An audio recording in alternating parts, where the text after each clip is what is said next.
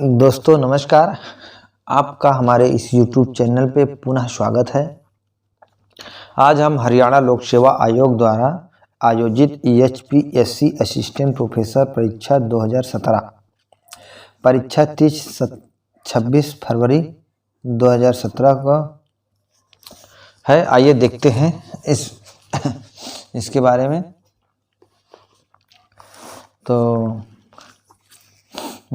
शब्द की शक्तियाँ कितने प्रकार की होती हैं? तो 3। हिंदी व्याकरण में शब्द शक्तियाँ 3 प्रकार की होती हैं। अभिधा, लक्षणा, व्यंजना। जिसका साधारण शाब्दिक अर्थ और भावार्थ समान हो तो उसे अभिधा शब्द शक्ति कहते हैं। इसमें उत्पन्न भाव को वाच्यार्थ कहा जाता है। लक्षणा का साधारण अर्थ और भावार्थ भिन्न होता है।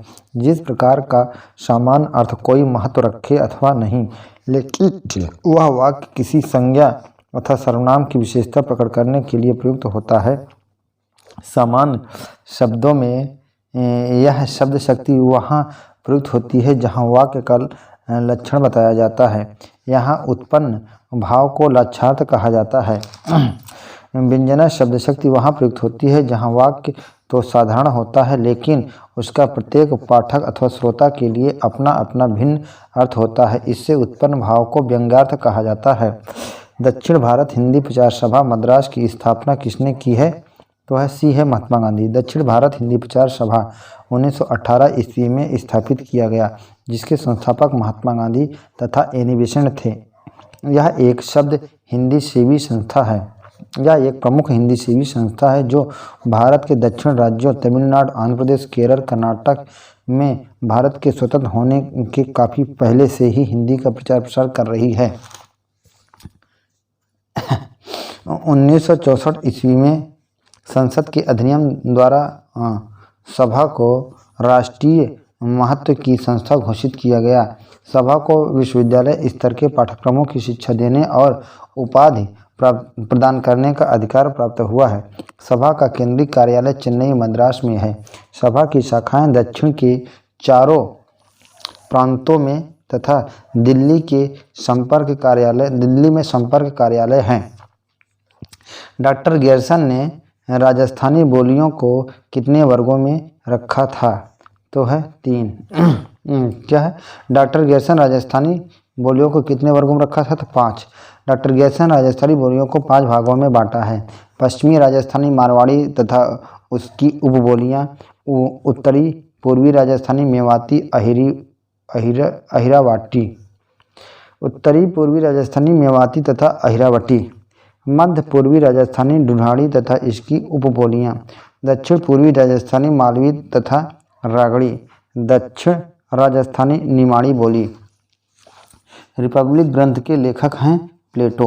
रिपब्लिक प्लेटो द्वारा 380 ईसा पूर्व के आसपास रचित ग्रंथ है, जिसमें सुकरात की वार्ताएं वर्णित हैं। इन वार्ताओं में न्याय, नगर तथा न्यायप्रिय मानव की चर्चा है। यह प्लेटो की सर्वश्रेष्ठ रचना मानी जाती है। पश्चिमी सीमा की मगही किससे प्रभावित है? तो है भोजपुरी। पश्चिमी सीमा की मगही भोजपुरी से प्रभावित है। मगही या मागधी भाषा भारत के मध्य पूर्व में बोली जाने वाली एक प्रमुख भाषा है। इसका निकट का संबंध भोजपुरी, अवधी तथा मैथिली भाषा से है और अक्सर ये भाषाएं एक ही साथ बिहारी भाषा के रूप में रख दी जाती हैं। इसे देवनागरी या कैथी लिपि भी कहा जाता है। मुख्य रूप से यह बिहार के गया, पटना, नालंदा, राजगीर और जहानाबाद, अरवल, नवादा, शेखपुरा और लखीसराय, मुंगेर, जमुई और औरंगाबाद के इलाकों में बोली जाती हैं। ठलुआ क्लब निबंध के लेखक हैं तो है बाबू गुलाब राय। ठलुआ क्लब निबंध संग्रह के लेखक बाबू गुलाब राय हैं। बाबू गुलाब राय जी के साहित्य की विशेषता यह है कि उसमें सत्यम, शिवम, सुंदरम का समावेश है। बाबू जी ने जो कुछ व्यक्त किया है वह बड़ी ही सहजता एवं ईमानदारी से उसके साहित्य में सत्य अनुभूतियों के ही चित्रण हुए हैं, पर उनकी ये अनुभूतियाँ मानव को शिवम का मार्ग दर्शाती है। कालांतर में उसमें सुंदरतम के भी दर्शन होने लगते हैं। त्यागपत्र उपन्यास के लेखक हैं जैनेन्द्र। जैनेन्द्र की तीसरी औपन्यासिक कृति त्यागपत्र है। इसका प्रकाशन सन 1937 ईस्वी में हुआ। इसका अनुवाद अनेक प्रादेशिक विदेशी भाषाओं में हो चुका है। हिंदी के भी सर्वश्रेष्ठ उपन्यासों में मृणाल नामक भाग्यहीन युवती के जीवन पर आधारित यह मार्मिक प्रभावशाली बन सकी है। यह मार्मिक कथा अत्यंत प्रभावशाली बन सकी है। आकर्षक और उपयुक्त शिल्प रूप में ढाली गई कृति जैनेन्द्र की रचनाओं में प्रमुख स्थान रखती है। संविधान में किस धारा के अनुसार संसद का कार्य हिंदी में या अंग्रेजी में किया जाता है तो 120। संविधान की धारा 120 के अनुसार संसद का कार्य हिंदी या अंग्रेजी में किया जाता है। भाग 17 में किसी बात के होते हुए भी किंतु अनुच्छेद 348 के उपबंधों के अधीन रहते हुए संसद में कार्य हिंदी या अंग्रेजी में किया जाएगा, परंतु यथास्थित राज्यसभा का सभापति या लोकसभा का अध्यक्ष अथवा उस रूप में कार्य करने वाला व्यक्ति किसी सदस्य को जो हिंदी में या अंग्रेजी में अपनी पर्याप्त अभिव्यक्ति नहीं कर सकता है, अपनी मातृभाषा में सदन को संबोधित करने की अनुज्ञा दे सकेगा। निम्न कहानी संग्रह में कौन सा कहानी संग्रह आगे का नहीं है? तो है दीपाली। दीपाली कहानी संग्रह अशोक भटनागर की कहानी है, जबकि परंपरा शरणार्थी अमरवल्लरी आगे की कहानियां हैं। मसऊद हसन खां किस बोली को मानक हिंदी खड़ी बोली का आधार मानते हैं? तो हरियाणी। मसऊद हसन खां हरियाणी बोली को मानक हिंदी खड़ी बोली का आधार मानते हैं। हरियाणी बोली हिंदी भाषा लिपि करनाल, रोहतक, हिसार, पटियाला, नामा, जींद, पूर्वी हिसार आदि प्रदेशों में बोली जाती है।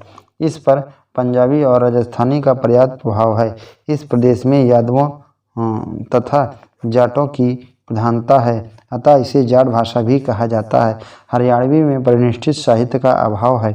रमणीयार्थ प्रतिपादकः शब्दः काव्यम किस आचार्य का कथन है? तो है पंडितराज जगन्नाथ। रमणीयार्थ प्रतिपादकः शब्दः काव्यम यह आचार्य पंडितराज जगन्नाथ का कथन है। जगन्नाथ पंडितराज उच्च कोट के कवि हैं, समालोचक, साहित्य शास्त्रकार तथा व्याकरण थे। कवि के रूप में उनका स्थान उच्च कोट के उत्कृष्ट कवियों में कालिदास के अनंतर विद्वान रखते हैं।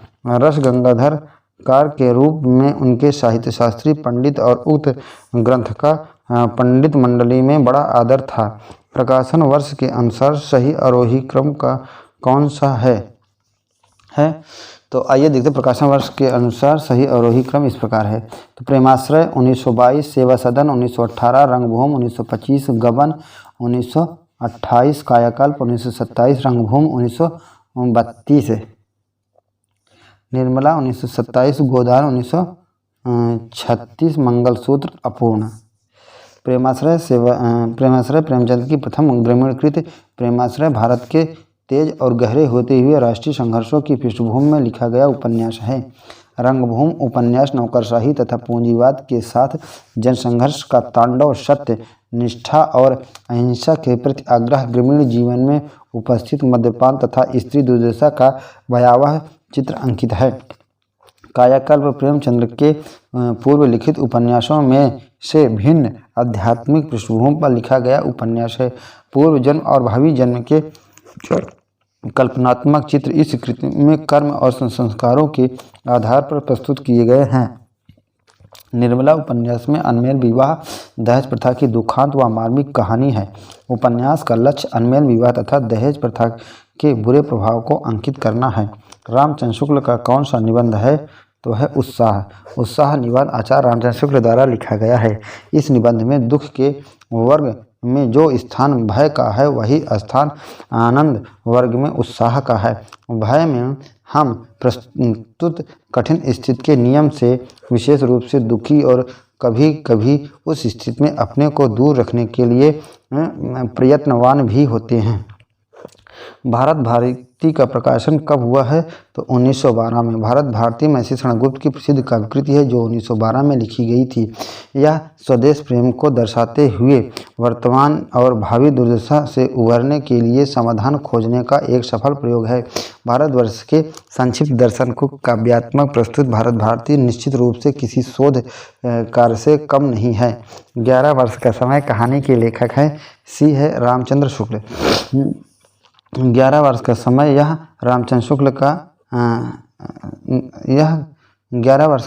रामचंद्र शुक्ल द्वारा रचित कहानी है।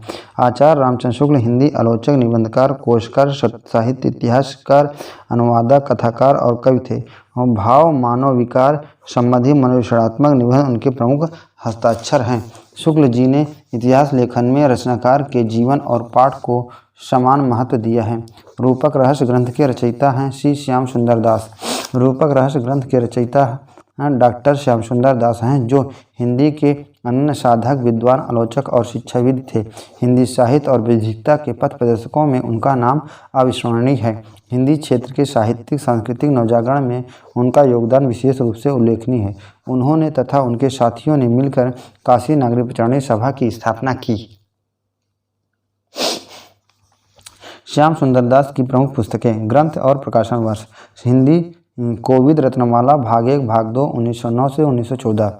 साहित्य लोचन 1922। भाषा विज्ञान 1923। हिंदी भाषा और साहित्य 1930। रूपक रहस्य 1931। भाषा रहस्य भाग 1 1935। हिंदी के निर्माता भाग 1 भाग 2 1940-41। मेरी आत्मकहानी 1941। कबीर ग्रंथावली 1928। साहित्य लेख 1945। प्रकृति के सुकुमार कवि किसे कहा जाता है? तो सुमित्रा नंदन पंत को कहा जाता है। प्रकृति के सुकुमार कवि सुमित्रा नंदन पंत को कहा जाता है। बरेली के आइजत नगर के रेल मंडल की ओर से राजभाषा क्रियान्वयन समिति की बैठक में बरेली कॉलेज के हिंदी विभागाध्यक्ष डॉक्टर अशोक उपाध्याय ने कवि सुमित्रा नंदन पंत को प्रकृति का सुकुमार कवि घोषित किया। ऐसा इसलिए क्योंकि पंत जी ने हिंदी साहित्य में छायावाद युग का प्रारंभ किया था। प्रकृति में मानवीय व्यवहारों एवं मनोभावों की काव्य में प्रस्तुति छायावाद है। पंत जी ने प्रकृति के कड़कड़ में मानवीय सौंदर्य और प्रेम को अनुभव किया है। लाजपत महिमा किस प्रकार की गद्यविधाओं में है? तो है जीवनी। लाजपत महिमा जीवनी गद्यविधाओं में है। जीवनी गद्य साहित्य की ऐसी विधा है जिसमें कला, आलोचना और विवेचना की मिली जुली प्रक्रिया कार्य करती है। अतः उसके तत्वों का निरूपण न तो उपन्यास, कहानी, नाटक आदि के तत्वों की भांति हो सकता है और न ही निबंध या आलोचना की भांति उसकी कसौटियाँ निर्धारित की जा सकती हैं। निम्नलिखित में से कौन सी पत्रिका का संपादन भारतेंदु ने किया है? तो कविवचन सुधा। कविवचन सुधा भारतेंदु हरिश्चंद्र द्वारा संपादित एक हिंदी समाचार पत्र था। इसका प्रकाशन 15 अगस्त 1867 ईस्वी को वाराणसी से आरंभ हुआ, जो एक क्रांतिकारी घटना थी। यह कविता केंद्रित पात्र था। इस पत्र ने हिंदी साहित्य और हिंदी पत्रकारिता को नए आयाम प्रदान किए हैं। हिंदी के महान समालोचक रामविलास शर्मा के अनुसार कविवचन सुधा का प्रकाशन करके भारतेंदु ने नए युग का सूत्रपात किया है। कलम का मजदूर जीवनी किस साहित्यकार के जीवन पर आधारित है? प्रेमचंद। कलम का मजदूर प्रेमचंद की पहली प्रमाणिक और मुकम्मल जीवनी है। इसमें प्रेमचंद की कृतियों के जीवंत ऐतिहासिक संदर्भ और सामाजिक परिवेश प्रस्तुत किए गए हैं। यह हिंदी की एकमात्र ऐतिहासिक पुस्तक थी जिसमें प्रेमचंद का वास्तविक व्यक्तित्व उभर कर पाठकों के सामने आया। हिंदी साहित्य के इतिहास का सर्वप्रथम ग्रंथ किस भाषा में लिखा गया है? तो यह है फ्रेंच। हिंदी साहित्य के इतिहास का सर्वप्रथम ग्रंथ फ्रांसीसी भाषा में लिखा गया। फ्रेंच भाषा में लिखित इस ग्रंथ का नाम इस्तबार दाल्ला इत्तोर इंदोई हिंदुस्तानी है और इसके ग्रंथकार गशर दत्तासी हैं। केलांग ने तुलसी की भाषा को क्या कहा है? तो पुरानी बैशवाड़ी। केलांग ने तुलसी की भाषा को पुरानी बैशवाड़ी कहा है।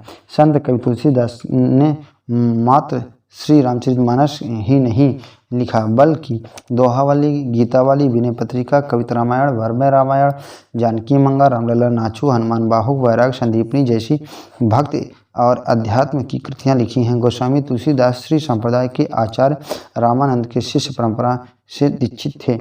कंकाल उपन्यास कब प्रकाशित हुआ है? तो वो है 1929 में। कंकाल जयशंकर प्रसाद कृति उपन्यास है जिसका प्रकाशन 1929 में हुआ था। प्रसाद मुख्यतः आदर्श की भूमिका पर कार्य करने वाले रचनाकार हैं, किंतु कंकाल उनकी एक ऐसी कृति है जिसमें पूर्णतः यथार्थ का आग्रह है। इस दृष्टि से उनका यह उपन्यास विशेष स्थान रखता है। इस उपन्यास की कथावस्तु मुख्यतः मध्यम वर्ग से संबंध रखती है और समाज के पर्याप्त चित्रों को उभारा गया है जिसमें वर्तमान का एक संश्लिष्ट चित्र प्रस्तुत हो सके। वेश्यालयों की स्थिति के साथ ही काशी, प्रयाग, हरिद्वार जैसे तीर्थ स्थानों के साधु संतों का वर्णन एक के विरोध प्रतीत होता है, पर यथार्थ को विस्तार देने की दृष्टि से ऐसा करना नितांत आवश्यक था। सौंदर्यम अलंकार किस आचार्य का कथन है? तो है वामन का। सौंदर्यम अलंकार व आचार्य वामन का कथन है। आचार्य वामन प्रसिद्ध अलंकार शास्त्री थे। उनके द्वारा प्रतिपादित काव्य लक्षण को रीति सिद्धांत कहते हैं। वामन द्वारा रचित काव्य अलंकार सूत्र काव्य का दर्शन निर्माण का प्रथम प्रयास है। यह ग्रंथ सूत्र में है। वे रीत को काव्य की आत्मा कहते हैं। काव्य अलंकार सूत्र आचार्य वामन द्वारा रचित एकमात्र ग्रंथ है। यह सूत्र शैली में लिखा गया है। इसमें 5 अधिकरण हैं। प्रत्येक अधिकरण आचार्यों में विभक्त है। इस ग्रंथ में कुल 12 अध्याय हैं। कुतुबन की रचना कौन सी है? तो है मृगावती।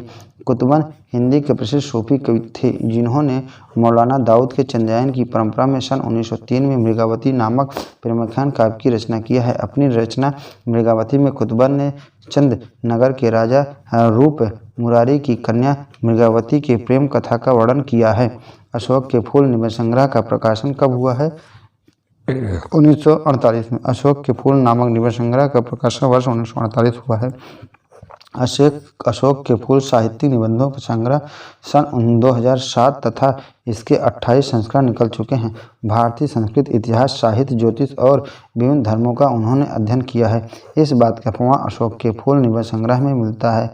अशोक के फूल निबंध के लेखक हैं डॉक्टर हजारी प्रसाद द्विवेदी। अर्धनारीश्वर निबंध संग्रह के लेखक हैं तो है रामधारी सिंह दिनकर। अर्धनारीश्वर निबंध संग्रह के लेखक रामधारी सिंह दिनकर हैं।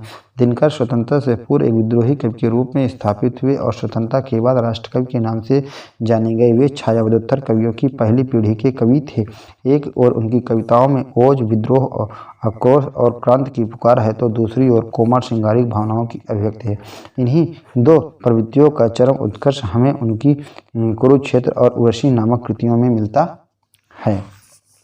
जहाँ पहला वाक्य उपमेय, दूसरा वाक्य उपमान तथा उसके साधारण धर्मों में बिंब प्रतिबिंब भाव हो, वहाँ कौन सा अलंकार होता है? जैसे परगी प्रेम नंदलाल के हमें न भावत भोग।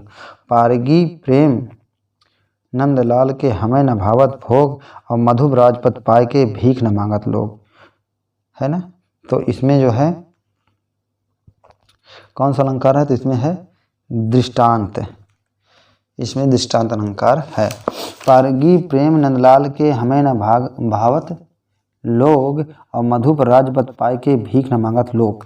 उपयुक्त पंक्ति में दृष्टांत अलंकार है। जहाँ उपमेय और उपमान के साधारण धर्म के बिंब प्रतिबिंब भाव दिखाए जाए, जहाँ 2 समान या दोनों विशेष वाक्यों में बिंब प्रतिबिंब भाव होता हो, वहाँ दृष्टांत अलंकार होता है। इस अलंकार में उपमेय रूप में कही गई बात से मिलती जुलती बात उपमान रूप में दूसरे वाक्य में होती है। सिंघल के लोग किस भाषा को मागधी कहते हैं? तो पाली। सिंघल के लोग पाली भाषा को मागधी कहते हैं। पाली प्राचीन उत्तर भारत के लोगों की भाषा थी जो पूर्व में बिहार से पश्चिम में हरियाणा, राजस्थान तक और उत्तर में नेपाल, उत्तर प्रदेश से दक्षिण और मध्य प्रदेश तक बोली जाती थी। भगवान बुद्ध भी इन्हीं प्रदेश में विचरण करते हुए लोगों को धर्म समझाते थे। आज इन्हीं प्रदेश में बोली जाती है, इसलिए पाल प्राचीन हिंदी। यह हिंदी यूरोपीय भाषा परिवार की एक बोली या प्रकृति है। इसको बौद्ध त्रिपिटक की भाषा के रूप में जाना जाता है। पाल ब्राह्मी परिवार के लिपियों में लिखी जाती थी। दुख ही जीवन की कथा रही, क्या कहूँ जो अब तक नहीं कही। उपयुक्त पंक्तियाँ किस कविता से उद्धृत है? तो सरोज स्मिथ से। दुख ही जीवन की कथा रही, क्या कहूँ आज जो नहीं कही। उपयुक्त पंक्ति सूर्यकांत त्रिपाठी निराला द्वारा रचित कविता तोड़ती पत्थर से उद्धृत है। इस कविता में कवि निराला जी ने एक पत्थर तोड़ने वाली मजदूरी के माध्यम से शोषित समाज के जीवन की विषमता का वर्णन किया है। कवि निराला जी कहते हैं कि मजदूर प्रतिकूल परिस्थितियों में भी अपना काम पूरी लगन व निष्ठा से करते हैं, फिर भी उनके मालिक जो संपन्न वर्ग के होते हैं उन पर अत्याचार करते हैं और उन्हें अनेक तरफ से प्रताड़ित करते हैं, उनका शोषण करते हैं। इसके उपरांत भी यह निर्मल श्रमिक लोग स्वाभिमान से जीने की क्षमता रखते थे। वे यह भी क्षमता रखते थे कि अपने हथौड़े से इस पत्थर दिल सामाजिक व्यवस्था को छिन्न भिन्न कर दे। रामचरितमानस किस भाषा में रचित है? तो अवधी। श्री रामचरितमानस अवधी भाषा में गोस्वामी तुलसीदास द्वारा 16वीं सदी में रचित एक महाकाव्य है। इस ग्रंथ को अवधी साहित्य हिंदी साहित्य की एक महान कृति माना जाता है। रस सिद्धांत स्वरूप और विश्लेषण ग्रंथ के लेखक हैं तो है डॉक्टर आनंद प्रकाश दीक्षित। रस सिद्धांत स्वरूप और विश्लेषण ग्रंथ के लेखक आनंद प्रकाश दीक्षित हैं। आनंद प्रकाश दीक्षित मानवीय चेतना की बहुअर्थी अभिव्यक्ति है। शब्द का प्रत्यक्ष उसके प्रयोक्ता की अंतश्चेतना, मानसिक ऊर्जा, बौद्धिक तर्क वितर्क और मनोद्वेग तथा संवेदन आदि के वाह्य प्रकाशन के रूप में होता है। निम्न ग्रंथों में अरस्तु का ग्रंथ है तो है रिटेरिक। रिटेरिक अरस्तु के द्वारा लिखा गया ग्रंथ है।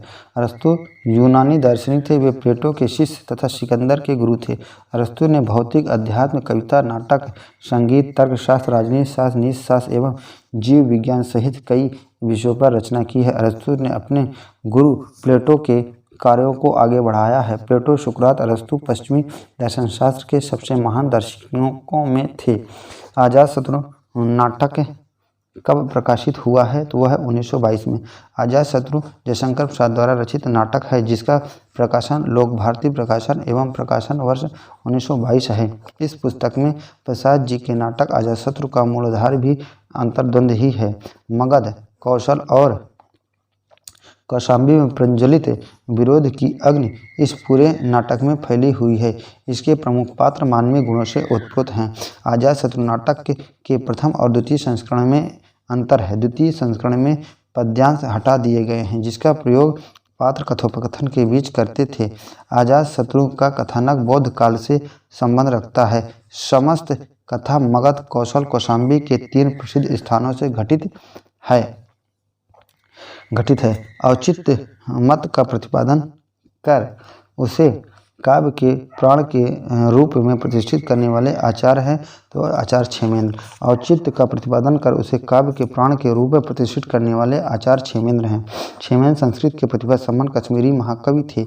वे विद्वान ब्राह्मण कुल में उत्पन्न हुए थे। ये सिंधु के प्रपौत्र निम्नसाय के पौत्र और प्रकाशेंद्र के पुत्र थे। इन्होंने प्रसिद्ध आलोचक तथा तंत्रशास्त्र के मर्मज्ञ विद्वान अभिनवगुप्त से साहित्यशास्त्र का अध्ययन किया था। इनके पुत्र सोमेंद्र ने पिता की रचना बोधिसत्व वादना कल्पना को एक नया पल्लव कथा जोड़कर पूरा किया था। निम्न में से किस रचना का स्थायी भाव विस्मय है तो अद्भुत रस। अद्भुत रस का स्थायी भाव विस्मय है। जब किसी व्यक्ति के मन में अद्भुत या आश्चर्यजनक वस्तुओं को देखकर विस्मय, आश्चर्य आदि के भाव उत्पन्न होते हैं तो वहाँ अद्भुत रस होता है। अद्भुत रस का स्थायी भाव आश्चर्य होता है। इसके अंदर रोमांच, आंसू का आना, कांपना, गदगद होना, आंखें फाड़कर देखना आदि के भाव व्यक्त होते हैं। निम्न कृतियों में से कौन सी कृति भारतेंद्र हरिश्चंद्र की काव्य कृति नहीं है तो है प्रेम पुष्पावती। प्रेम पुष्पावती प्रताप नारायण मिश्र की रचना है जबकि प्रेम मल्लिका, प्रेम सरोवर, प्रेम फुलवारी और भारतेंद्र हरिश्चंद्र की काव्य कृतियाँ हैं। प्रताप नारायण मिश्र मुख्य लेखक, कवि और पत्रकार थे। भारतेंदु पर उनकी अनन्य श्रद्धा थी। वह अपने आप को उनका शिष्य कहते तथा देवता की भांति उनका स्मरण करते थे। भारतेंदु जैसी रचना शैली, विषय वस्तु और भाषा का विशेषताओं के कारण मिश्र जी प्रति भारतेंदु और द्वितीय हरिश्चंद्र कहे जाने लगे।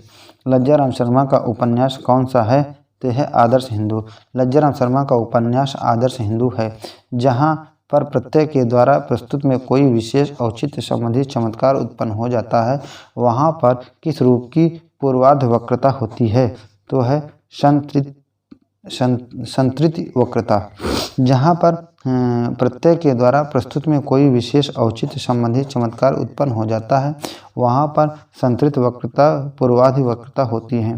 प्रत्यय वे शब्द हैं जो दूसरे शब्दों में अंत में जुड़कर अपनी प्रकृति के अनुसार शब्द के अर्थ में परिवर्तन कर देते हैं। प्रत्यय शब्द दो शब्दों से मिलकर बना है। प्रति आय, प्रति का अर्थ होता है साथ में, पर बाद में, और आय का अर्थ होता है चलने वाला। अतः प्रत्यय का अर्थ होता है साथ में, पर बाद में चलने वाला। जिन शब्दों का स्वतंत्र अस्तित्व नहीं होता वे किसी शब्द के पीछे लगाकर उसके अर्थ में परिवर्तन कर देते हैं। तरुण के स्वप्न शीर्ष कृति किस प्रकार की गद्य विधा है? तो आत्मकथा। तरुण के स्वप्न शीर्ष कृति आत्मकथा गद्य विधा है। गद्य साहित्य का महत्वपूर्ण अंग है जिसमें छंद, अलंकार, योजना, रस, विधान आदि का निर्वाह करना आवश्यक नहीं है। गद्य की विशेषता तथ्यों को सर्वमान्य भाषा के माध्यम से ज्यों का त्यों प्रस्तुत करने में होती है। गद्य साहित्य की अनेक विधाएं हैं: कहानी, नाटक, उपन्यास, निबंध, जीवनी, संस्मरण, आत्मचर्या, रिपोर्टाज, व्यंग्य आदि। यूनान का सबसे पहला कवि है तो होमर। होमर प्राचीन यूनानी महाकाव्य के कवि हैं। उनके जीवन के विषय में कहीं से भी कोई प्रमाणिक जानकारी नहीं मिलती। इलियड तथा ओडिसी और मौखिक परंपरा से चले आ रहे प्राचीन काव्य ग्रंथ हैं। इन्हें किसी एक कवि ने तैयार किया था अथवा कवियों में यह विवाद का विषय रहा। कुछ विद्वानों का मानना है कि इसमें होमर ने तैयार किया था, जबकि कुछ का यह मानना है कि यह कई कवियों के मस्तिष्क की देन है। परवर्ती विद्वानों का मानना है कि महाकाव्य समय के साथ धीरे धीरे सामने आए, अतः ये कई पीढ़ियों के कवियों की सामूहिक देन है। निम्न में से विरेचन सिद्धांत पर विद्वानों ने किस व्याख्या पर विचार प्रस्तुत नहीं किया है? तो है राजनीतिक परक। विरेचन सिद्धांत पर विद्वानों ने राजनीतिक परक व्याख्या प्रस्तुत नहीं की, जबकि धार्मिक, नीति परक और कला परक व्याख्याएं प्रस्तुत की है। इनमें से कौन सा काव्यग्रंथ महर्षि गुप्त का काव्यग्रंथ नहीं है? तो है मानसी। जय भारत, विश्वप्रिय, द्वापर, ये जो है महर्षि गुप्त का है। जबकि मानसी काव्य रामनरेश त्रिपाठी की काव्य कृति है। इनकी 4 काव्य कृतियाँ प्रमुख रूप से उल्लेखनीय हैं: मिलन 1918, पथिक 1920, मानसी 1927, स्वप्न 1929। स्वप्न काव्यकृत के लिए आपको हिंदुस्तानी अकादमी पुरस्कार से सम्मानित किया गया है। उन्होंने गांव-गांव, घर-घर घूमकर रात भर घरों के पिछवाड़े बैठकर सोहर और विवाह गीतों को चुन-चुनकर लगभग 16 वर्षों के अथक परिश्रम से कविता कौमुदी का संकलन तैयार किया है, जिसके 6 भाग उन्होंने 1917 से लेकर 1933 तक प्रकाशित किए हैं। जयसहर चरित के लेखक हैं पुष्पदंत। जयसहर चरित के लेखक अपभ्रंश भाषा के महाकवि पुष्पदंत हैं, जिनके 3 रचनाएं प्रकाश में आ चुकी हैं: महापुराण, जयसहर चरित, यशोधरा चरित, राजकुमार चरित और नागकुमार चरित है। जयसहर चरित काव्य 4 संधियों में पूरा हुआ है। इसमें नामानुसार यशोधरा का जीवन चरित और उसके जन्मांतरों का वर्णन किया गया है, जिसका उद्देश्य हिंसा से होने वाली हानियों तथा अहिंसा से गुणों का प्रभुत्व दिखलाना है। कविता प्रभावशाली रचना है जो पाठक या श्रोता के मन पर आनंदमयी प्रभाव डालती है। काव्य के संबंध में यह विचार किसका है? तो आचार्य महावीर प्रसाद द्विवेदी। कविता प्रभावशाली रचना है जो पाठक या श्रोता के मन पर आनंदमयी प्रभाव डालती है। काव्य के संबंध में यह विचार महावीर प्रसाद द्विवेदी का है। आचार्य महावीर प्रसाद द्विवेदी के महान साहित्यकार, पत्रकार एवं युग प्रवर्तक थे। उन्होंने हिंदी साहित्य की अविस्मरणीय सेवा किया है। अपने युग की साहित्यिक और सांस्कृतिक चेतना को दिशा और दृष्टि प्रदान किया है। उन्होंने 17 वर्षों तक हिंदी के प्रसिद्ध पत्रिका सरस्वती का संपादन किया है। निम्नलिखित में से कौन सा ग्रंथ आई.आर. रिचर्ड का नहीं है? तो है पोएटिका। Poetica IR. रिचर्ड का नहीं है, जो कि principle of literary criticism, practical criticism और फिलॉसफी ऑफ लिटरेरी की जो है ये रिचर्ड का है। चंद्रयान रचना कब हुई है? तो है 1379 में। चंद्रयान की रचना कब हुई है? तो 1379 में। चंद्रयान की रचना 1379 में हुई है। लोक कथा के रूप में काव्य की मौखिक परंपरा भी उस प्रदेश और बिहार के अंचलों में कथावस्तु हेरफेर के साथ लोक प्रचलित छंदों में लोरिकायन, लोरिक और चनैनी नाम से इस प्रेमगाथा के अनेक संस्करण प्राप्त हैं। प्राचीन काल से ही इस कथा की ख्याति इतिहासकारों और कवियों के उल्लेखों में सिद्ध है। बिहार की बोलियों का एक वर्ग बनाकर बिहारी नाम किसने दिया है? तो है गियर्सन ने। बिहारी शब्द को भाषा के मायने में जोड़ने का प्रथम प्रयास अंग्रेज भाषा वैज्ञानिक सर जॉर्ज अब्राहम गियर्सन द्वारा देखा जाता है। गियर्सन ने पहली बार अपने लिंग्विस्टिक सर्वे ऑफ इंडिया में वर्तमान उत्तरी बिहार और दक्षिणी पश्चिम उत्तर प्रदेश में बोली जाने वाली भाषाओं के सामान्य स्वरूप को वहाँ के क्षेत्रीय हिंदी में परिलक्षित होता है उसे बिहारी नाम दे दिया। इस क्षेत्र में बोली जाने वाली प्रमुख भाषाएं मैथिली, भोजपुरी, मगही, अंगिका, वज्जिका, नागपुरी, खोरठा और पंच परगनिया और कुरमाली इत्यादि भाषाएं हैं। हिंदी नवरत्न के लेखक हैं तो मिश्र बंधु। हिंदी नवरत्न के लेखक मिश्र बंधु हैं। मिश्र बंधुओं ने हिंदी नवरत्न में हिंदी के श्रेष्ठ 9 कवियों तुलसीदास, सूरदेव, बिहारी भूषण, केशव मित्राम, चंद्रवरदाई और हरिश्चंद्र को क्रमशः बृहत्त्रयी, मध्यत्त्रयी और लघुत्त्रयी की श्रेणी में बंधकर जीवनी के साथ उसे काव्य का तुलनात्मक अध्ययन इस प्रकार से किया है। तुलसी, सूर तथा देव आराधना के बृहत्त्रयी बने। बिहारी भूषण केशव के संग मध्यत्त्रयी बने।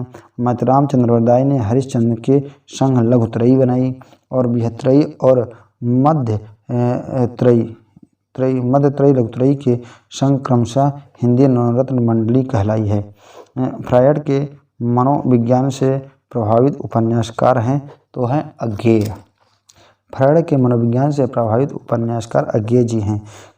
कबीर 5 दशक तक फैले अपने रचना संसार में अज्ञेय ने 3 उपन्यास लिखे। शेखर एक जीवनी, भाग 2 नदी के द्वीप, अपने अपने अजनबी। शेखर एक जीवनी पहले भाग 1941 ईस्वी में हुआ। ये वो दौर था जब भारतीय स्वतंत्रता की लड़ाई निर्णायक मोड़ पर पहुंच गई थी। स्वयं अज्ञेय जी ने हिंदुस्तान रिपब्लिक आर्मी के सदस्य के रूप में इस आंदोलन में हिस्सा लिया था, गिरफ्तार हुए थे, जेल गए थे। शेखर की भूमिका में लिखते हैं कि यह जेल के स्थगित जीवन में केवल एक रात में महसूस की गई घनीभूत वेदना का ही शब्दबद्ध विस्तार है। नदी के द्वीप यह भी एक मनोवैज्ञानिक उपन्यास है जिसमें एक तरह से यौन संबंध को केंद्र बनाकर जीवन की परिक्रमा की गई है। अज्ञेय का तीसरा उपन्यास अपने अपने अजनबी सार्थ, किरकेगार्ड और हाइडेगर के पश्चिमी अस्तित्ववादी दर्शन पर आधारित उपन्यास में सेल्मा और यो के 2 प्रमुख पात्र हैं। वाक्यम रसात्मक काव्यम किस आचार्य का कथन है? आचार्य विश्वनाथ। वाक्यम रसात्मक काव्यम आचार्य विश्वनाथ का कथन है। आचार्य विश्वनाथ संस्कृत काव्यशास्त्र के मर्मज्ञ और आचार्य थे। वे साहित्य दर्पण सहित अनेक साहित्य संबंधी संस्कृत ग्रंथों के रचयिता हैं। उन्होंने आचार्य मम्मट के ग्रंथ काव्य प्रकाश की टीका भी किया है जिसका नाम काव्य प्रकाश दर्पण है। कविता हमारे भरपूर क्षणों की वाणी है, यह किसने कहा है? तो सुमित्रा नंदन पंत। कविता हमारे भरपूर क्षणों की वाणी है, यह सुमित्रा नंदन पंत ने कहा है। सुमित्रा नंदन पंत हिंदी साहित्य में छायावादी युग के 4 प्रमुख स्तंभों में से एक हैं। इस युग को जयशंकर प्रसाद, महादेवी वर्मा, सूर्यकांत त्रिपाठी निराला, रामकुमार वर्मा जैसे कवियों का युग कहा जाता है।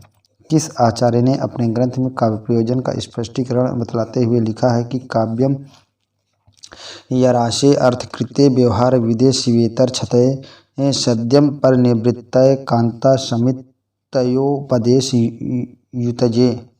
मम्मट ने कहा है। किसने कहा है? मम्मट ने। आचार्य मम्मट संस्कृत काव्यशास्त्र के सर्वश्रेष्ठ विद्वानों में से एक समझे जाते हैं। वे अपने काव्यशास्त्र काव्य प्रकाश के कारण प्रसिद्ध हुए हैं। कश्मीरी पंडितों की परंपरागत प्रसिद्धि के अनुसार वे नैषधीय चरित्र के रचयिता श्रीहर्ष के मामा थे। वे भोजराज के उत्तरवर्ती माने जाते हैं। इस हिसाब से उनका काल 10वीं शती का लगभग उत्तरार्ध है। ऐसा विवरण भी मिलता है कि इनकी शिक्षा दीक्षा वाराणसी बनारस में हुआ था। डॉक्टर रसाल का ब्रजभाषा काव्य है, यह है उद्धव शतक। उद्धव शतक डॉक्टर रसाल का ब्रजभाषा काव्य है। डॉक्टर रसाल हिंदी काव्य आंदोलन के विपरीत वे रीत काव्य प्रवृत्तियों के पोषक और ब्रजभाषा काव्य के कट्टर समर्थक थे। आधुनिक काल में वे ब्रजभाषा के कट्टर समर्थक थे। आधुनिक काल में वे ब्रजभाषा के एक मात्र विस्तृत आचार और अलंकार शास्त्र के महापंडित थे। उनसे वशिष्ठ अनेक अलंकारियों ने उनके अलंकार ज्ञान की अस्य प्रशंसा किया था। डॉक्टर रसाल काव्य में चमत्कार को महत्वपूर्ण मानते थे। जहाँ चमत्कार नहीं वहाँ कविता नहीं, ऐसी उनकी मान्यता थी। उन्होंने अनेक युवा कवियों की काव्य परीक्षा में समस्या पूर्ति को दृष्टि में रखा था। रीत को काव्य की आत्मा के रूप में स्वीकार करते हुए विशिष्ट पदरचना रीति विशेषों गुणात्मा कहने वाले रीत तत्व के वास्तविक मर्मज्ञ हैं आचार्य वामन। रीत संप्रदाय आचार्य वामन द्वारा परिवर्तित एक काव्य संप्रदाय है जो रीत को काव्य की आत्मा मानता है। यद्यपि संस्कृत काव्यशास्त्र में रीत एक व्यापक अर्थ धारण करने वाला शब्द है। लक्षण ग्रंथों में प्रयुक्त रीति शब्द का अर्थ ढंग, शैली, प्रकार, मार्ग तथा प्रणाली है। काव्य रीति से अभिप्राय मोटे तौर पर काव्य रचना की शैली से है। रीति तत्व काव्य का एक महत्वपूर्ण अंग है। रीति शब्द रीढ़ धातु से वित्त प्रत्यय देने पर बनता है। इसका शाब्दिक अर्थ प्रगति, पद्धति, प्रणाली या मार्ग है, परंतु वर्तमान समय में शैल, स्टाइल के समानार्थी के रूप में यह अधिक समादृत है। अर्थर कायन-डॉयल से प्रभावित उपन्यासकार हैं डी. गोपाल गहमरी। अर्थर कायन-डॉयल से प्रभावित उपन्यासकार गोपाल गहमरी हैं। गोपाल गहमरी हिंदी के महान सेवक, उपन्यासकार तथा पत्रकार थे। वे 38 वर्षों तक बिना किसी सहयोग के जासूस नामक पत्रिका निकालते रहे। 200 से अधिक उपन्यास लिखे, सैकड़ों कहानियाँ के अनुवाद किए, यहाँ तक कि रवींद्रनाथ टैगोर की चित्रांगदा काव्य का भी अनुवाद किया है। वह ऐसे लेखक थे जिन्होंने हिंदी की अहर्निश सेवा की है। राम दहिन मिश्र कृत काव्य विमर्श का प्रकाशन कब हुआ है? तो 1951 में। राम दहिन मिश्र कृत काव्य विमर्श का प्रकाशन वर्ष 1951 ईस्वी है। काव्यलोक, काव्य दर्पण, काव्य में अप्रस्तुत योजना और काव्य विमर्श इनके प्रधान ग्रंथ हैं। इनका सबसे पहला लेख बिहार बंधु में प्रकाशित हुआ, जिससे इनके साहित्य जीवन का सूत्रपात हुआ है। सन 1903 में इन्होंने निजी प्रकाशन ग्रंथमाला कार्यालय की स्थापना किया है। नव जागरण कालीन सुधारवादी संस्थाओं की शुरुआत का सही क्रम कौन सा है? ब्रह्म समाज, प्रार्थना समाज, आर्य समाज, थियोसॉफिकल सोसाइटी आदि। नवजागरण कालीन सुधारवादी संस्थाओं का सही क्रम ब्रह्म समाज, प्रार्थना समाज, आर्य समाज, थियोसॉफिकल सोसाइटी है। रौद्र रस का स्थायी भाव है क्रोध। रौद्र रस का स्थायी भाव क्रोध है। जब किसी एक पक्ष का व्यक्ति द्वारा दूसरे पक्ष के दूसरे व्यक्ति का अपमान करके अपने गुरुजन आदि की निंदा से क्रोध उत्पन्न होता है, उसे रौद्र कहते हैं। इसमें क्रोध के कारण मुख लाल हो जाना, दांत पीसना, रात्र शस्त्र चलाना, भौहें चढ़ाना आदि के भाव उत्पन्न होते हैं। काव्य के कितने प्रधान भेद हैं? तो बी। काव्य के 2 प्रधान भेद हैं, महाकाव्य और खंडकाव्य। काव्य 2 प्रकार का माना गया है, दृश्य काव्य और श्रव्य काव्य। दृश्य काव्य वह है जो अभिनय द्वारा दिखलाया जाए, जैसे नाटक, प्रहसन आदि, और जो पढ़ने और सुनने योग्य हो वह श्रव्य काव्य है। श्रव्य काव्य भी 2 प्रकार का होता है, गद्य और पद्य। अपभ्रंश में लिखित राम चरित्र कौन सा है? तो सी है पामचरिव। अपभ्रंश में लिखित रामचरित्र पामचरिव है। अपभ्रंश आधुनिक भाषाओं के उदय से पहले उत्तर भारत में बोलचाल और साहित्य रचना की सबसे जीवंत और प्रमुख भाषा। समय लगभग 6वीं से 12वीं शताब्दी। वैज्ञानिक दृष्टि से अपभ्रंश भारतीय आर्य भाषा के मध्यकाल की अंतिम अवस्था है, जो प्रकृत और आधुनिक भाषाओं के बीच स्थित है। निम्नलिखित में से कौन सा काव्य ग्रंथ अयोध्या सिंह उपाध्याय हरिऔध का है? पद्मप्रसून। पद्मप्रसून काव्य ग्रंथ अयोध्या सिंह उपाध्याय हरिऔध का है। हरिऔध हिंदी खड़ी बोली के पहले महाकाव्यकार थे। हरिऔध हिंदी के तीनों युगों, भारतीय युग, द्विवेदी युग और छायावादी युग में सृजनरत रहे। ठेठ हिंदी का ठाठ, कहीं कहीं उर्दू फारसी के शब्द और तत्सम हिंदी के मधुर शब्द उनकी रचनाओं को और भी प्रांजल और आकर्षक बना देते हैं। अलवार संतों की संख्या कितनी मानी गई है? तो है 12। अलवार संतों की संख्या 12 मानी गई है।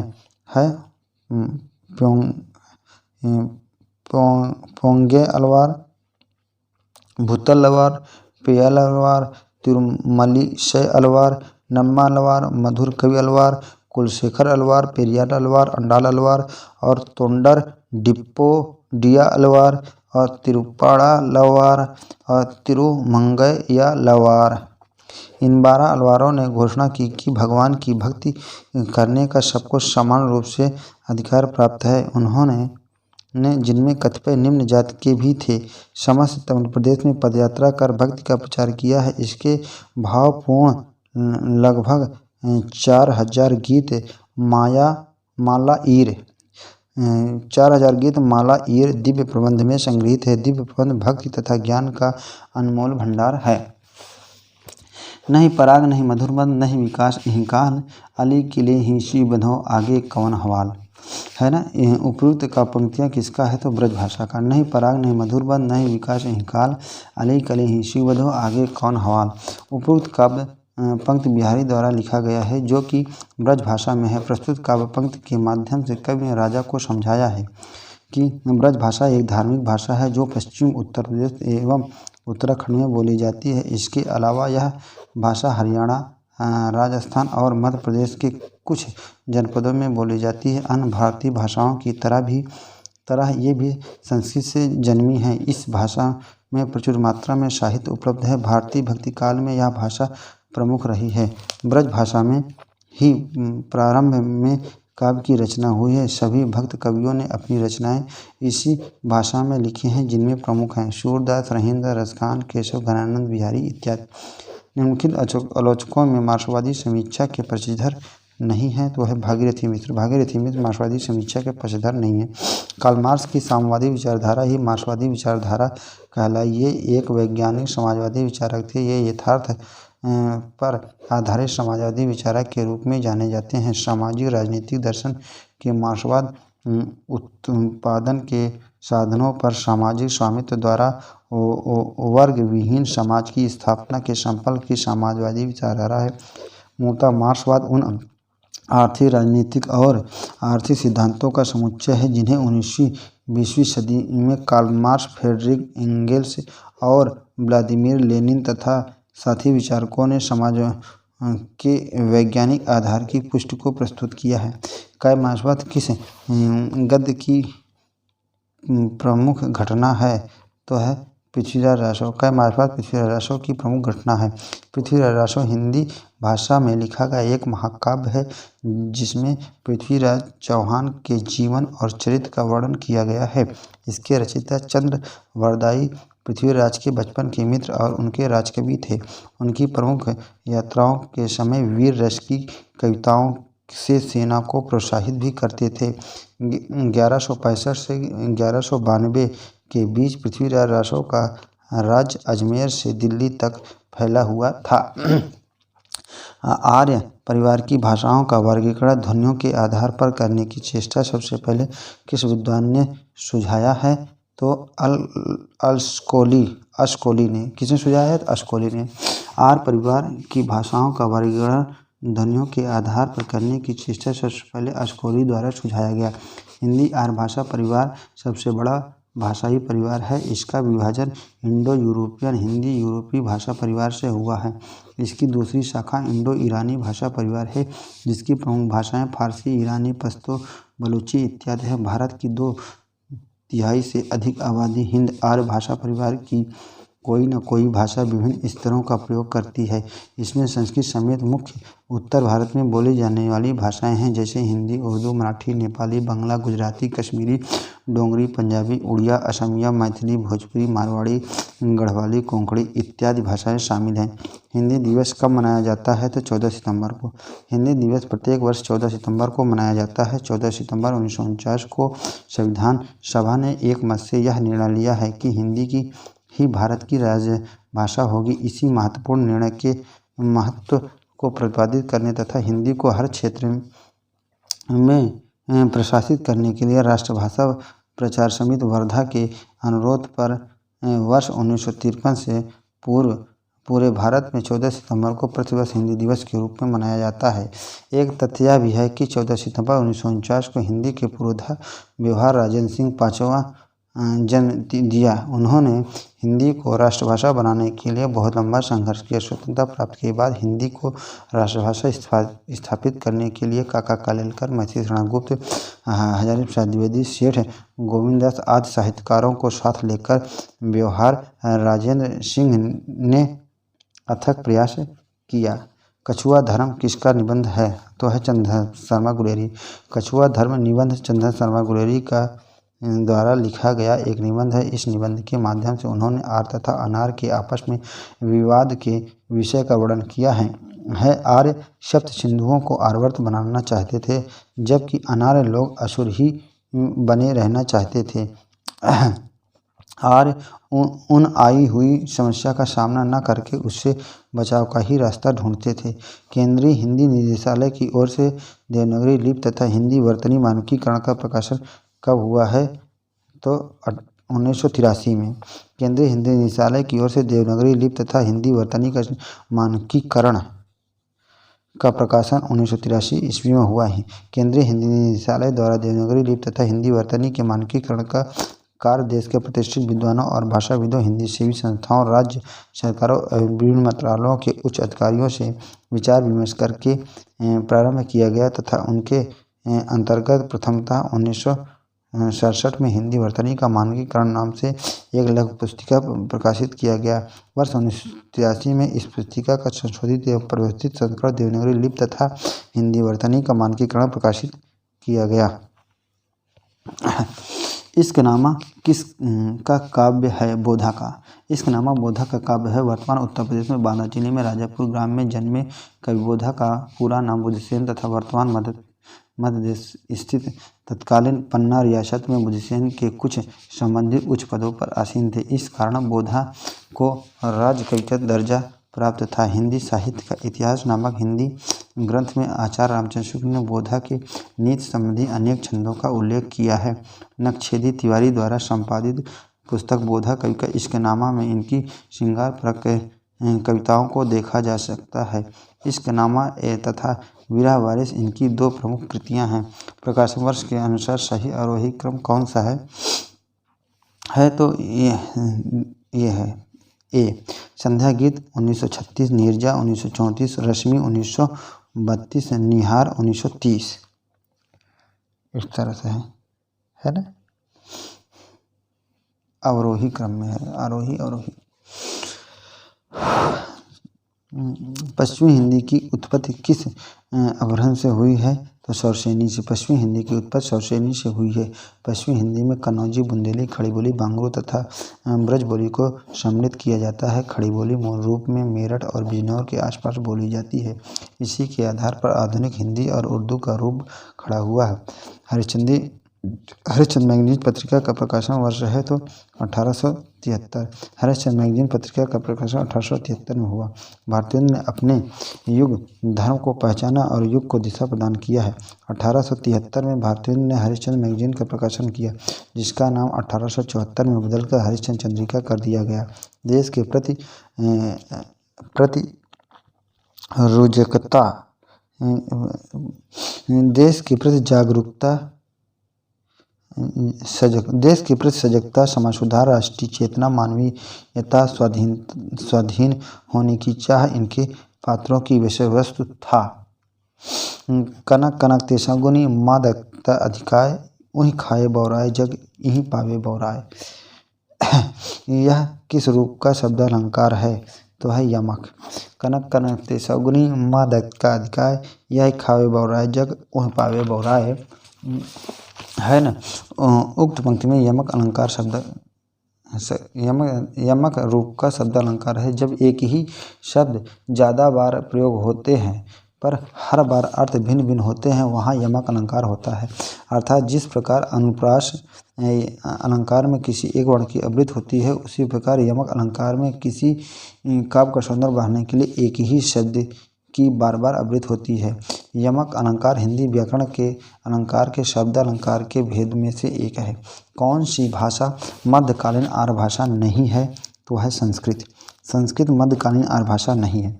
मध्यकालीन भारतीय आर्य भाषा को हिंदी भाषा में अध्ययन की दृष्टि से 3 भागों में विभाजित किया गया है। पाली 1500 से ईसा पूर्व से 1 ईस्वी और पाली 500 ईसा पूर्व से 1 ईस्वी तक, प्राकृतिक 1 ईस्वी से 500 ईस्वी तक, अपभ्रंश 500 ईस्वी से 1000 ईस्वी तक। निम्नलिखित में से कौन सी कहानी जयशंकर प्रसाद की नहीं है? तावान। तावान कहानी मुंशी प्रेमचंद के द्वारा लिखा गया कहानी है। मानसरोवर कथा संग्रह प्रेमचंद द्वारा लिखी गई कहानियों का संकलन है। उनके निधनोपरांत मानसरोवर नाम से 8 खंडों में प्रकाशित यह संकलन में उनकी 200 से अधिक कहानियों को शामिल किया गया है। कॉपीराइट अधिकारों से प्रेमचंद की रचनाओं से मुक्त होने के उपरांत मानसरोवर का प्रकाशन अनेक प्रकाशकों द्वारा किया गया है। निम्न कहानीकारों में से किसकी कुछ कहानियाँ इंस्टॉलमेंट में संग्रहित हैं तो है भगवती चरण वर्मा। भगवती चरण वर्मा की कुछ कहानियाँ इंस्टॉलमेंट में संग्रहित हैं। लब्ध प्रतिष्ठित कथाकार और भगवती चरण वर्मा की कहानियों में हमारे जीवन के सुख दुख, प्रेम, घृणा, अहम, अंध, आस्था, राजनीति का छिछोरापन और धार्मिक उन्माद का जीवंत चित्रण तो मिलता ही है तरल संवेदनाओं की एक सतत प्रवहमान धारा भी दिखती है। व्यंग्य का पुट इन कहानियों की अतिरिक्त विशेषता है। पश्चिमी हिंदी उपभाषा वर्ग में नहीं है तो बघेली बोली पश्चिमी हिंदी वर्ग में नहीं है। बघेली बोली हिंदी की एक बोली है जो भारत के बघेलखंड क्षेत्र में बोली जाती है। यह मध्य प्रदेश के रीवा, सतना, सीधी, उमरिया एवं अनूपपुर में बोली जाती है। उत्तर प्रदेश के इलाहाबाद एवं मिर्जापुर जिले में तथा छत्तीसगढ़ के बिलासपुर एवं कोरिया जनपदों में बोली जाती है। इसे बघेलखंडी, रिमही और रिवई भी कहा जाता है। देवकीनंदन खत्री का उपन्यास अनूठी बेगम कब प्रकाशित हुआ है तो 1905 में। देवकीनंदन खत्री उपन्यास अनूठी बेगम का प्रकाशन 1905 में हुआ। देवकीनंदन खत्री हिंदी के प्रथम उपन्यासकार थे। बिहार के लिए गौरव की बात है कि संस्कृत साहित्य में जहाँ गद्य और उपन्यास के पहले लेखक बिहार के बाणभट्ट हुए, वहीं हिंदी के भी प्रथम गद्यकार उपन्यासकार देवकीनंदन खत्री समस्तीपुर बिहार के ही थे। बनारस में उन्होंने लहरी प्रेस की स्थापना किया। वहीं से उन्होंने मासिक पत्रिका सुदर्शन का प्रकाशन किए। वे हिंदी, अंग्रेजी, फारसी और संस्कृत के विद्वान थे। 1903 सरस्वती पत्रिका के संपादक कौन नियुक्त हुए हैं तो है महावीर प्रसाद द्विवेदी। 1903 सरस्वती पत्रिका के संपादक महावीर प्रसाद द्विवेदी नियुक्त हुए हैं और 1902 तक इस पत्रिका का संपादन किया है। सरस्वती हिंदी साहित्य की एक प्रसिद्ध रूप गुण संपन्न प्रतिनिधि पत्रिका थी। इस पत्रिका का प्रकाशन इलाहाबाद से सन 1900 ईस्वी के जनवरी मास में प्रारंभ हुआ था। 32 पृष्ठों के क्राउन आकार की यह पत्रिका थी। दब साहब व्यास नामक अपभ्रंश में लिखित ग्रंथ की रचना किसने की है तो देवसेन ने। दब साहब व्यास नामक अपभ्रंश में लिखित ग्रंथ की रचना देवसेन ने की है। निम्नलिखित में से कौन सी प्रवृत्ति संत काव्य की नहीं है तो है वर्ण व्यवस्था का समर्थन। वर्ण व्यवस्था का समर्थन प्रवृत्ति संत काव्य की नहीं है। संत काव्य इस लोक की बात करते हैं और खंडन की प्रवृत्ति भी है, जबकि सूफी पारलौकिक परम ब्रह्म का मंडन करते हैं। संत ज्ञान से ईश्वर प्राप्ति की बात करते हैं, जबकि सूफी प्रेम से ईश्वर प्राप्ति पर बल देते हैं। भाषा और समाज ग्रंथ के लेखक का नाम है रामविलास शर्मा। भाषा और समाज ग्रंथ के लेखक रामविलास शर्मा हैं। रामविलास शर्मा आधुनिक हिंदी के सुप्रसिद्ध आलोचक, निबंधकार, विचारक एवं कवि थे। व्यवसाय से अंग्रेजी के प्रोफेसर, दिल से हिंदी के प्रकांड पंडित और महान विचारक, ऋग्वेद और मार्क्स की अध्येता, कवि, आलोचक, इतिहासवेत्ता, भाषाविद, राजनीति विशारद, ये सब विश्लेषण उन पर समान रूप से लागू होता है। भाट भाषा किसे कहते हैं तो डिंगल को। भाट भाषा डिंगल भाषा को कहते हैं। राजस्थान के 4 कवियों ने अपने गीतों के लिए जिस साहित्यिक शैली का प्रयोग किया उसे डिंगल या डींगल कहा जाता है। वस्तुतः डिंगल के सर्वप्रथम कवि ढाढ़ी कवि बादर हैं। इस कृत्रिम साहित्यिक शैली में पर्याप्त रचनाएं उपलब्ध हैं, जिनमें अधिकांश फुटकर दोहे तथा राज प्रशस्तिपरक गीत हैं। खड़ी बोली में लिखा गया प्रथम काव्य है तो है प्रियप्रवास। खड़ी बोली में लिखा गया प्रथम काव्य प्रियप्रवास है। प्रियप्रवास अयोध्या सिंह उपाध्याय हरिऔध की हिंदी काव्य रचना है। हरिऔध को काव्य प्रतिष्ठा प्रियप्रवास से मिली है। उसका रचना काल सन 1909 से 1903 है। यह महाकाव्य खड़ी बोली का प्रथम महाकाव्य है। प्रिय प्रवास की रचना संस्कृत वर्णवृत्त में करके खड़ी बोली को पहला महाकाव्य दिया है। वहीं आम हिंदुस्तानी बोलचाल में चोखे चौबदे तथा चुपते चौबदे उर्दू जुबान की मुहावरेदारी को मुखर किया है। संदेश राशक किस प्रकार का काव्य है? तो खंड काव्य है। संदेश राशक अपभ्रंश में रचित एक खंड काव्य है जिसकी रचना 1000 से 1100 ईस्वी के आसपास मुल्तान के कवि अब्दुर्रहमान ने किया था। यह ग्रंथ उस अपभ्रंश में है जिसे लहंदा, पंजाबी और सिंधी आदि पश्चिमी भारतीय भाषाएं जन्मी हैं। हिंदी साहित्य का उत्तर मध्यकाल को रीतकाल किस विद्वान ने कहा है? तो आचार्य रामचंद्र शुक्ल ने। हिंदी साहित्य के काल विभाजन और नामकरण में आचार्य रामचंद्र शुक्ल द्वारा तत्कालीन युगीन प्रवृत्तियों को सर्वाधिक प्राथमिकता दी गई है। विभिन्न प्रवृत्तियों की प्रमुखता के आधार पर ही उन्होंने साहित्य के अलग अलग कालखंडों का नामकरण किया है। इसी मापदंड को अपनाते हुए हिंदी साहित्य के उत्तर मध्यकाल अर्थात 1700 से 1900 के कालखंड में रीत तत्व की प्रधानता होने के कारण शुक्ल जी ने इस कालखंड को रीतकाल नाम दिया है। धराधन धावन शीर्षक से कालिदास के मेघदूत का अत्यंत सरस पदबद्ध अनुवाद निम्न में से किसने किया है? तो राय देवीप्रसाद पूर्ण। धराधन धावन शीर्षक से कालिदास के मेघदूत का अत्यंत सरस और पदबद्ध अनुवाद राय देवीप्रसाद पूर्ण ने किया है।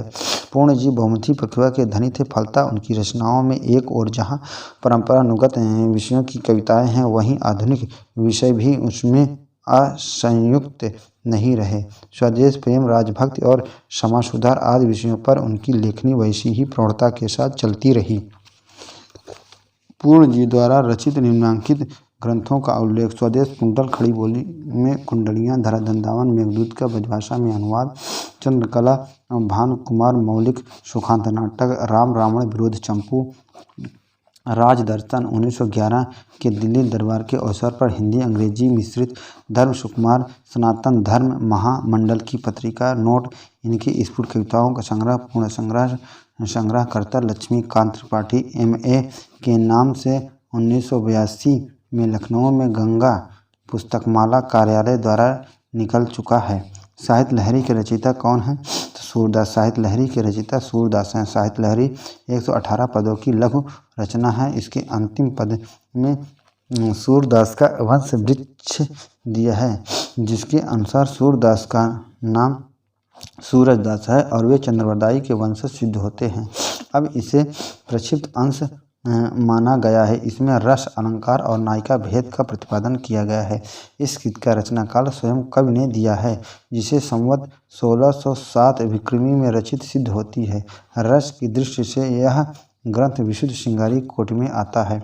इनमें से बौद्ध धर्म की भाषा है तो है पाली। पाली बौद्ध धर्म की भाषा है। पाली प्राचीन उत्तर भारत के लोगों की भाषा थी, जो पूर्व में बिहार से पश्चिम में हरियाणा, राजस्थान तक और उत्तर में नेपाल, उत्तर प्रदेश से दक्षिण में मध्य प्रदेश तक बोली जाती थी। भगवान बुद्ध की इन्हीं प्रदेश में विचरण करते हुए लोगों को धर्म समझाते रहे। आज इन्हीं प्रदेशों में हिंदी बोली जाती है, इसलिए पाल प्राचीन हिंदी है।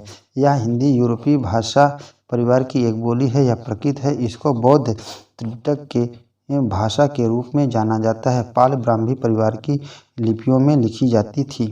निम्न में विष्णु संप्रदाय को किस संज्ञा से भी अभिहित किया जाता है? तो रुद्र संप्रदाय। विष्णु संप्रदाय को रुद्र संप्रदाय की संज्ञा से अभिहित किया जाता है। रुद्र देवता वैदिक वाङ्मय में एक शक्तिशाली देवता माने गए हैं। ये ऋग्वेद में वर्णन की मात्रात्मक दृष्टि से गौड़ देवता के रूप में वर्णित हैं। ऋग्वेद में रुद्र की स्तुति बलवानों में सबसे अधिक बलवान कहा गया है। यजुर्वेद का रुद्राध्याय रुद्र देवता को समर्पित है। निम्नलिखित में से कौन सा नाटक मोहन राकेश का है? तो लहरों के राजहंस। मोहन राकेश ने लहरों के राजहंस नाटक में ऐतिहासिक कथा चरित्रों के माध्यम से आधुनिक मानव की अस्तित्व, संकट की समस्या, आंतरिक संघर्ष, पार्थिव अपार्थिव मूल्यों के द्वंद्व, स्त्री पुरुषों के दाम्पत्य तथा स्वैध यौन संबंध आदि का सुंदर निरूपण किया है। इस 3 अंकी नाटक का मूल कथ्य पार्थिव अपार्थिव मूल्यों का द्वंद्व है। साहित्य में प्रयुक्त भाषा के आधार पर नामवर सिंह ने अपभ्रंश के कितने भेद किए हैं? तो है 2। कितने भेद किए हैं? 2। साहित्य में प्रयुक्त भाषा के आधार पर नामवर सिंह ने 2 भेद किए हैं, पूर्वी और पश्चिमी। पाश्चात्य काव्यशास्त्र इतिहास सिद्धांतवाद पुस्तक के लेखक हैं तो डॉक्टर भागीरथी मिश्र। पाश्चात्य काव्यशास्त्र इतिहास सिद्धांत और वाद पुस्तक के लेखक भागीरथी मिश्र हैं। नास्किथोपाख्यान के रचयिता हैं तो सदन मिश्र। नास्किथोपाख्यान के रचयिता सदन मिश्र हैं। गिलक्राइस्ट के आग्रह पर उन्होंने नास्किथोपाख्यान नामक पुस्तक लिखी है। इनकी अन्य रचनाएं हैं रामचरित, अध्यात्म रामायण और हिंदी परिचरण शब्दकोश। इनकी भाषा पर संस्कृत का गहरा प्रभाव है। खड़ी बोली गद्य का प्रारंभिक रूप उपस्थित करने वाले 4 प्रमुख गद्य लेखकों में सदन मिश्र का विशिष्ट स्थान है। कौन सी भाषा वियोगात्मक भाषा है? तो अपभ्रंश। अपभ्रंश भाषा वियोगात्मक है। भाषा वैज्ञानिक की दृष्टि से अपभ्रंश भारतीय आर्य भाषा के मध्यकाल की अंतिम अवस्था है जो प्रकृत और आधुनिक भाषाओं के बीच की स्थित है। इस प्रकार प्रतिवाद से च्युत, स्खलित, भ्रष्ट अथवा विकृत शब्दों को अपभ्रंश की संज्ञा दी गई है और आगे चलकर यह संज्ञा पूरी भाषा के लिए स्वीकृत हो गई है। निम्नलिखित में से कौन सा ग्रंथ आचार्य चिंतामणि का नहीं है? तो है कविप्रिया। कविप्रिया कविप्रिया आचार्य चिंतामणि का ग्रंथ नहीं है, यह केशव दास का है। केशव दास हिंदी साहित्य के रीतकाल के कवित्रयी के एक प्रमुख स्तंभ हैं। वे संस्कृत काव्यशास्त्र का सम्यक परिचय कराने वाले हिंदी के प्राचीन आचार्य और कवि हैं। केशव दास रचित 9 प्रमाणिक ग्रंथ हैं। रसिकप्रिया, कविप्रिया, नखशिख, चंद्रमाला, रामचंद्रिका, वीर सिंह देवचरित, रतन बावनी, विज्ञान गीता और जहांगीर जस चंद्रिका। सेवा सदन कब प्रकाशित हुआ है? तो 1918 में। सेवा सदन का प्रकाशन 1918 में हुआ है। सेवा सदन प्रेमचंद द्वारा रचित उपन्यास है। प्रेमचंद ने सेवा सदन उपन्यास सन 1916 में उर्दू भाषा में लिखा था। बाद में सन 1919 में इन्होंने इसका हिंदी अनुवाद स्वयं किया। उर्दू में यह उपन्यास बाज़ार हुस्न के नाम से लिखा गया था। सेवा सदन उपन्यास में नारी जीवन की समस्याओं के साथ समाज के धर्माचार्यों, मठाधीशों, धनपतियों, चरित्रहीनता, दहेज प्रथा, बेमेल विवाह, मनुष्य के चेहरे, चरित्र, सांप्रदायिक द्वेष आदि सामाजिक विकृतियों का विवरण मिलता है। वक्रोक्त जीवित के लेखक हैं आचार्य कुंतक।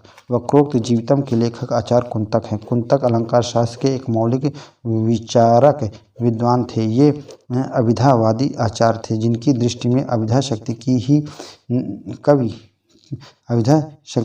की अभिष्ट अर्थ के घोतन के लिए सर्वथा समर्थ होती है। इनका काल निश्चित रूप से ज्ञात नहीं है, किंतु विभिन्न अलंकार ग्रंथों के आधार पर समझा जाता है कि 10वीं शती के आसपास हुए होंगे। बहुत बहुत धन्यवाद, बहुत बहुत शुक्रिया। Thank you.